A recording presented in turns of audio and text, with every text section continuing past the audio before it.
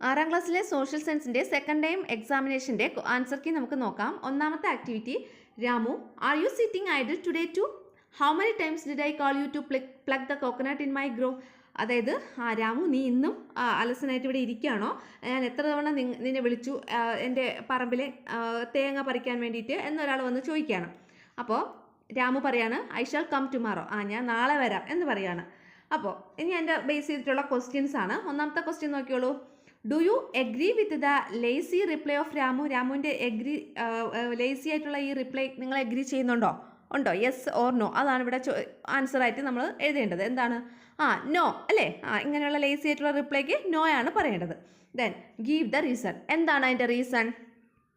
ഒന്നാമത്തേത് എഴുതിക്കോളൂ. റീസൺ എന്ന് പറയുന്നത്, if the labour that needs to be used today is not used today it will be lost. തൊഴിൽ, നമ്മൾ ഇന്ന് ഉപയോഗിക്കേണ്ട തൊഴിൽ ഇന്ന് ഉപയോഗിച്ചില്ല എങ്കിൽ ഇറ്റ് വിൽ ബി ലോസ്റ്റ്, അത് നഷ്ടപ്പെടും അല്ലേ? ഇന്ന് നമ്മൾ ചെയ്യേണ്ട ജോലി എന്താണോ അത് നമ്മൾ ഇന്ന് തന്നെ ചെയ്യണം. അല്ലെങ്കിൽ എന്ത് ചെയ്യും? നമുക്ക് നാളത്തേക്ക് അതങ്ങനെ മാറ്റിവെക്കാൻ പറ്റുമോ? ഇല്ല. നമ്മുടെ അധ്വാനം എന്ന് പറയുന്നത് നമുക്ക് നാളത്തേക്ക് മാറ്റിവെക്കാൻ കഴിയില്ല അല്ലേ? അപ്പോൾ എന്താണ്? If the labour that needs to be used today, ഇന്ന് നമ്മൾ യൂസ് ചെയ്യേണ്ട ലേബർ എന്ന് പറയുന്നത് ഈസ് നോട്ട് യൂസ്ഡ് ടുഡേ, അത് ഇന്ന് നമ്മൾ യൂസ് ചെയ്തില്ല എന്നുണ്ടെങ്കിൽ ഇറ്റ് വിൽ ബി ലോസ്റ്റ്, അത് നഷ്ടപ്പെടും അല്ലേ? ഇനി രണ്ടാമത്തെ reason, don't miss the opportunity for employment. എംപ്ലോയ്മെൻറ്റിന് നമുക്ക് കിട്ടുന്ന ഓപ്പർച്യൂണിറ്റി അല്ലേ, ജോലിക്ക് നമുക്ക് കിട്ടുന്ന അവസരം നമ്മൾ എന്ത് ചെയ്യാൻ പാടില്ല? മിസ് ചെയ്യാൻ പാടില്ല. മൂന്നാമത്തത്, today's labour cannot be reserved for the next day. അടുത്ത ദിവസത്തേക്ക് നമുക്ക് ഇന്നത്തെ ജോലി എന്ത് ചെയ്യാൻ പറ്റില്ല? റിസർവ് ചെയ്യാൻ പറ്റില്ല. ഈ 3 റീസൺസ് ആണ് നമുക്കിവിടെ എഴുതേണ്ടത്.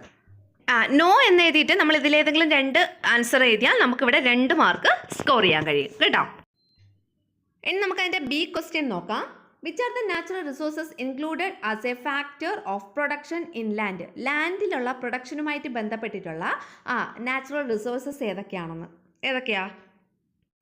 Answer, soil, water, forest, air, coal and sunlight. ഏതൊക്കെയാണ്? സോയിൽ മണ്ണ്, വാട്ടർ ജലം, ഫോറസ്റ്റ് വനം, എയർ വായു, കോൾ കൽക്കരി ആൻഡ് സൺലൈറ്റ് സൂര്യപ്രകാശം. ഇതിലേതെങ്കിലും 4 നമ്മൾ എഴുതി കഴിഞ്ഞാൽ നമുക്ക് ആ ക്വസ്റ്റ്യൻ്റെ ഫുൾ മാർക്ക് സ്കോർ ചെയ്യാം. ഇതും 2 മാർക്കിൻ്റെ ക്വസ്റ്റ്യൻ ആണ്. അടുത്തത് മൂന്നാമത്തെ question, which are the following does not belong to capital? ക്യാപിറ്റലുമായിട്ട് ഉൾപ്പെടാത്തത്, ക്യാപിറ്റൽ അല്ലെങ്കിൽ മൂലധനം അതിൽ ഉൾപ്പെടാത്തത് താഴെ പറയുന്നതിൽ ഏതാണെന്ന് 4 ഓപ്ഷൻസ് ഉണ്ട്. Computer, electricity, factory, labour. ഇതിലേതാണ് ക്യാപിറ്റൽ അല്ലെങ്കിൽ മൂലധനം എന്നതിൽ ഉൾപ്പെടാത്തത്? ഇവിടെ ആൻസർ ലേബർ. ഇതാണ് ലേബർ, തൊഴിൽ. അത് ഒരു ക്യാപിറ്റലായിട്ട് നമ്മൾ ഉൾപ്പെടുത്തുന്നില്ല. ബാക്കി കമ്പ്യൂട്ടർ, ഇലക്ട്രിസിറ്റി, ഫാക്ടറി ഇതെല്ലാം ഏതാണ്? അത് ക്യാപിറ്റൽ എന്ന് പറയുന്ന ആ കാറ്റഗറിയിൽ വരുന്നതാണ്. അപ്പോൾ ഇവിടെ ലേബർ എന്ന് പറഞ്ഞ ആൻസർ എഴുതി കഴിഞ്ഞാൽ അവിടെ 1 മാർക്ക് സ്കോർ ചെയ്യാം. അങ്ങനെ മൊത്തം 5 മാർക്കാണ് ഈ ഒരു ക്വസ്റ്റ്യന് കേട്ടോ. അടുത്ത രണ്ടാമത്തെ activity, each climatic region has specific characteristics. ഓരോ ക്ലൈമാറ്റിക് റീജിയനും ഒരു പ്രത്യേകം സവിശേഷതകളുണ്ട്. അതിൽ ഒന്നാമത്തെ question, which inhabitants are depicted in the picture? ഈ പിക്ചറിൽ ഏത് തരത്തിലുള്ള തദ്ദേശവാസികളെയാണ് കാണിച്ചിരിക്കുന്നത്? ഏത് തരത്തിലുള്ള ആൾക്കാരെയാണ്? ഇവിടെ കാണിച്ചിട്ടുള്ളത്, ആ ഫോട്ടോയിൽ കാണിച്ചേക്കുന്നത് പിഗ്മീസ് ആണ്. ആരാണ്? പിഗ്മീസ്. PYGMIES, പിഗ്മീസ്.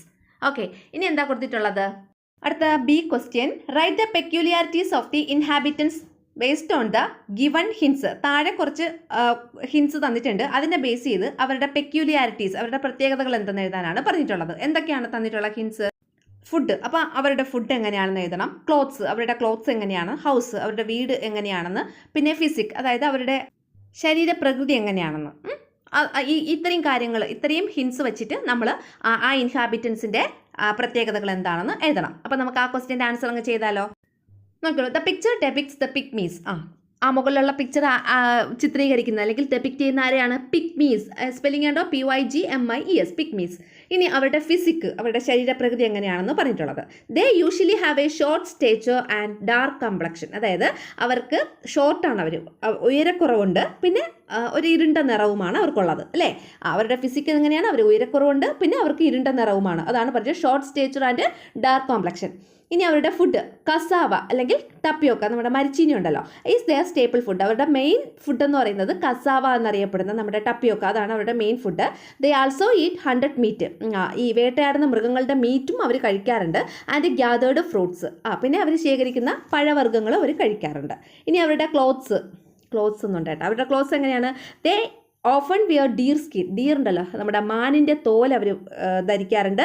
Leaves as clothes. പിന്നെ ലീവ്സ്, ഇലകളും ഒക്കെയാണ് അവർ വസ്ത്രമായിട്ട് ധരിക്കുന്നത്. അപ്പോൾ ഡീർ സ്കിന്നും ലീവ്സും ആണ് അവർ ക്ലോത്തായിട്ട് യൂസ് ചെയ്യുന്നത്. ദെൻ അവരുടെ house, they build semi circular houses. Semi circle ഷേപ്പിലുള്ള ഹൗസാണ് അവർ ബിൽഡ് ചെയ്യുന്നത്. Out of branches of trees and broad leaves. പിന്നെ അത് എന്തുപയോഗിച്ചാണ്? ട്രീയുടെ ബ്രാഞ്ചസ് അല്ലേ, മരക്കൊമ്പുകളും പിന്നെ ബ്രോഡ് ലീവ്സ്, വലിയ ഇലകളൊക്കെ ഉപയോഗിച്ച് സെമി സർക്കിൾ ഷേപ്പിലുള്ള വീടുകളാണ് ഈ പിഗ്മീസ് യൂസ് ചെയ്യുന്നത്. അപ്പോൾ എല്ലാ കാര്യങ്ങളും ആയല്ലോ.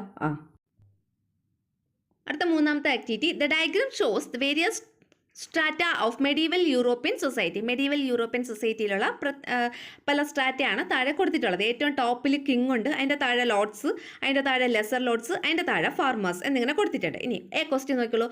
Prepare a note on the various strata of medieval European society. Medieval European സൊസൈറ്റിയെക്കുറിച്ച് ഒരു നോട്ട് പ്രിപ്പയർ ചെയ്യാനാണ് പറഞ്ഞിട്ടുള്ളത്.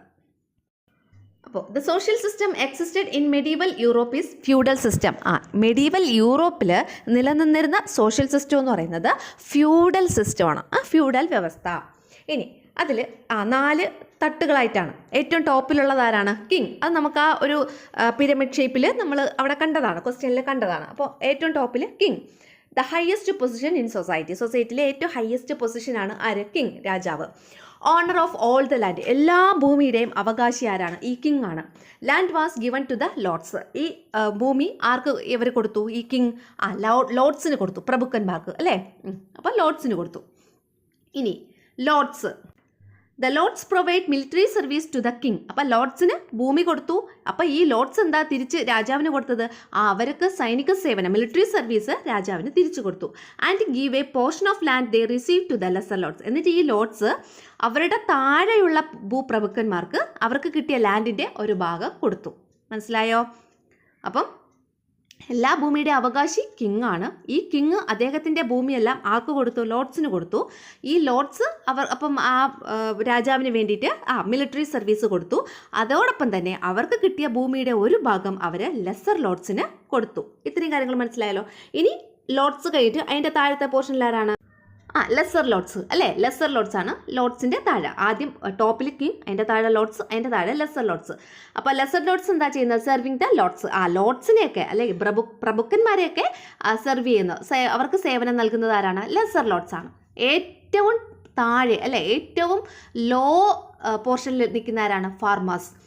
ദ ലോവസ്റ്റ് ക്ലാസ് അല്ലെ, ഏറ്റവും താഴേക്കിടയിലുള്ള ആൾക്കാർ ലോവസ്റ്റ് ക്ലാസ് ആണ്. The highest class of society was forced to work on the farms and homes of the lords. അപ്പോൾ സൊസൈറ്റിയിൽ ഹൈ ക്ലാസ് ആയിട്ട് നിൽക്കുന്ന ആൾക്കാർ ഇവരെ എന്ത് ചെയ്യുന്നു? ഫോഴ്സ് ചെയ്യുന്നു. എന്തിനാണ്? To work on the farms, അവരുടെ ഫാമിൽ പണി ചെയ്യാനും പിന്നെ അവരുടെ വീടുകളിൽ, ഹോമിലും, ലോഡ്സിൻ്റെയൊക്കെ ഫാമിലും അവരുടെ ഹോമിലും വീടുകളിലൊക്കെ പണി ചെയ്യാൻ വേണ്ടി അവരെ ഫോഴ്സ് ചെയ്യുന്നു. ആര്? ഈ ഫാമേഴ്സിനെ. അവരാണ് ഏറ്റവും ലോവസ്റ്റ് ക്ലാസ്. എന്നാൽ അവരാണ് ജനസംഖ്യയിൽ ഏറ്റവും കൂടുതലുള്ളത് അല്ലേ. അപ്പോൾ ഇത്രയാണ് ഇതിനകത്ത് നമുക്ക് ഓവറോൾ എഴുതേണ്ടത് കേട്ടോ. അപ്പോൾ ഈ 4 ആൾക്കാരുടെയും പേരുകളും അവരുടെ എന്താണോ അവർക്ക് ഉള്ള പ്രത്യേകതകൾ അതൊക്കെ എഴുതി കഴിഞ്ഞാൽ ഇവിടെ നമുക്ക് 4 മാർക്ക് സ്കോർ ചെയ്യാം. ഇനി ഒരു question, what was the association of traders in the cities of the medieval Europe known by? ഈ ട്രേഡേഴ്സിൻ്റെ ഒരു അസോസിയേഷൻ, മെഡീവൽ യൂറോപ്പിലെ ട്രേഡേഴ്സിൻ്റെ ഒരു അസോസിയേഷൻ എന്താണ്? എന്ത് പേരിട്ടാണ് വിളിക്കുന്നത് അവരുടെ? Manor, guilds, lords, feudals. ഏതാണ്? ഗിൽഡ്സ്. ബി ഓപ്ഷനാണ് കേട്ടോ. ഗിൽഡുകൾ അല്ലേ, ഗിൽഡ്സ് എന്നുള്ള പേരിലാണ് അവരറിയപ്പെടുന്നത്. അസോസിയേഷൻ ഓഫ് ട്രേഡേഴ്സ് എന്താണ്? ഗിൽഡ്സ്, ഗിൽഡുകൾ. ഓക്കെ. അപ്പം ഒരു ക്വസ്റ്റ്യൻ്റെ ആൻസർ എഴുതി അവിടെ 1 മാർക്ക്. അങ്ങനെ മൊത്തം 5 മാർക്ക്. എ ക്വസ്റ്റ്യന് 4 മാർക്കും ബി ക്വസ്റ്റ്യന് 1 മാർക്കും. അടുത്ത 4ാമത്തെ question, hot deserts have a specific climatic characteristics. Hot ഡെസേർട്സിന് അതിൻ്റേതായ ഒരു ക്ലൈമാറ്റിക് ക്യാരക്ടറിസ്റ്റിക്സ് ഉണ്ട്. അതിൽ A question, find out the correct statement related to the climate of the hot desert. Hot ഡെസേർട്ടിൻ്റെ ക്ലൈമറ്റിനെ കുറിച്ചുള്ള കറക്റ്റ് സ്റ്റേറ്റ്മെൻറ്റ് താഴെ ഒരു 4 എണ്ണം തന്നിട്ടുണ്ട്. അത് ഏതൊക്കെയാണ് നമ്മൾ തിരഞ്ഞെടുക്കണം. അതിൻ്റെ താഴെ അതിൻ്റെ ഓപ്ഷൻസും തന്നിട്ടുണ്ട് കേട്ടോ. അപ്പോൾ 1ാമത്തെ statement, temperature is high during the day and less in night. Day ടൈമിൽ ടെമ്പറേച്ചർ ഹൈ ആയിരിക്കും, നൈറ്റ് ടൈമിൽ ടെമ്പറേച്ചർ ലെസ് ആയിരിക്കും. അതാണ് 1ാമത്തെ സ്റ്റേറ്റ്മെൻറ്റ്. അത് ശരിയാണോ തെറ്റാണോ? അപ്പോൾ ഒരു സ്റ്റേറ്റ്മെൻറ്റ് കറക്റ്റാണ് അല്ലേ.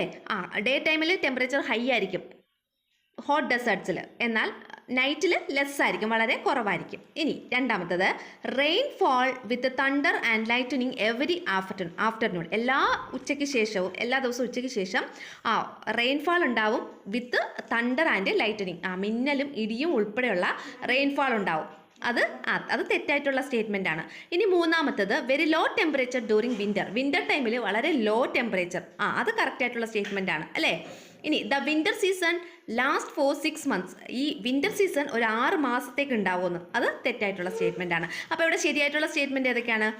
ഒന്നാമത്തെ സ്റ്റേറ്റ്മെൻറ്റും മൂന്നാമത്തെ സ്റ്റേറ്റ്മെൻറ്റും ആണ് ശരി. അപ്പോൾ ആ ഓപ്ഷൻ ഏതാണ്?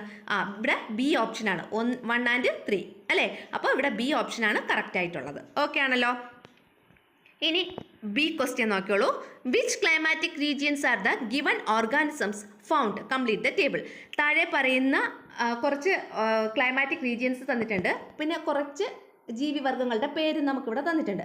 അപ്പോൾ ഏതൊക്കെ ക്ലൈമാറ്റിക് റീജിയനിൽ ഏതൊക്കെ ജീവിവർഗങ്ങളാണ് വരുന്നതെന്ന് എഴുതണം. ഒരെണ്ണം ഇവിടെ തന്നിട്ടുണ്ട് അല്ലേ. ഇക്വറ്റോറിയൽ ക്ലൈമാറ്റിക് റീജിയനിൽ ലെമർ കാണപ്പെടുന്നു, ഹോട്ട് ഡെസേർട്സിൽ ഡോങ്കി കാണപ്പെടുന്നു. ഇനി ബാക്കിയുള്ളത് നമ്മളിവിടെ എഴുതി ചേർക്കണം. ഞാനിവിടെ എഴുന്നിട്ടേക്ക് ഇട്ടിട്ടുള്ളത് ഇക്വറ്റോറിയൽ ക്ലൈമാറ്റിക് റീജിയൻ, അതായത് ഫസ്റ്റ് കോളത്തിൽ. അതിൽ ഫിൽ ചെയ്യാനുള്ള ഏതൊക്കെയാണ്? പാരറ്റും ഹിപ്പോപ്പൊട്ടാമസും അല്ലേ. ഇക്വറ്റോറിയൽ ക്ലൈമാറ്റിക് റീജിയനിൽ വരുന്ന 2 ജീവിവർഗങ്ങളാണ് പാരറ്റും ഹിപ്പോപ്പൊട്ടാമസും. ഇനി ബി എന്ന് പറയുന്നത് ഹോട്ട് ഡെസേർട്സിൽ, അവിടെ കാണപ്പെടുന്നത് ക്യാമലും ഹോഴ്സും. ഇനി സി എന്ന് പറയുന്നത് തുന്ദ്ര റീജിയൻ, അപ്പോൾ അവിടെ കാണപ്പെടുന്നത് സീൽ, പോളാർ ബിയർ എന്ന് വെച്ചാൽ നമ്മുടെ ധ്രുവക്കരടി. അപ്പോൾ ഇത്രയാണ് തന്നിട്ടുള്ളത്. അപ്പോൾ ഇത്രയായപ്പോൾ 4 ആക്ടിവിറ്റീസ് കംപ്ലീറ്റ് ആയിട്ടുണ്ട്. അപ്പോൾ ബാക്കിയുള്ള ആക്ടിവിറ്റീസ് വേണമെങ്കിൽ നിങ്ങൾ താഴെ കമൻറ്റ് സെക്ഷനിൽ കമൻറ്റ് ചെയ്യുക കേട്ടോ. താങ്ക്